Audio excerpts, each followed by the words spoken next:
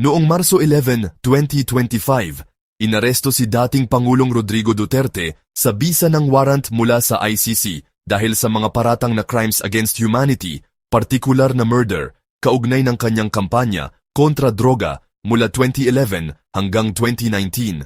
Noong Marso 14, humarap si Duterte sa ICC sa pamamagitan ng video link.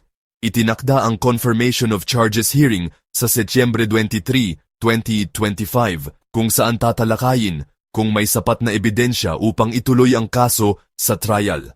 Sa kabila ng kanyang pagkakakulong, nanalo si Duterte bilang alkalde ng Davao City noong Mayo 12, 2025, na may mahigit 660,000 boto, 8 beses na mas marami kaysa sa katunggali.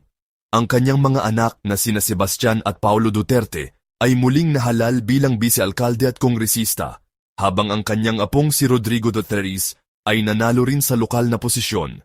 Samantala, si Vice Presidente Sara Duterte ay nahaharap sa impeachment trial sa Hulyo 2025 dahil sa umano'y maling paggamit ng pondo at banta laban kay BBM.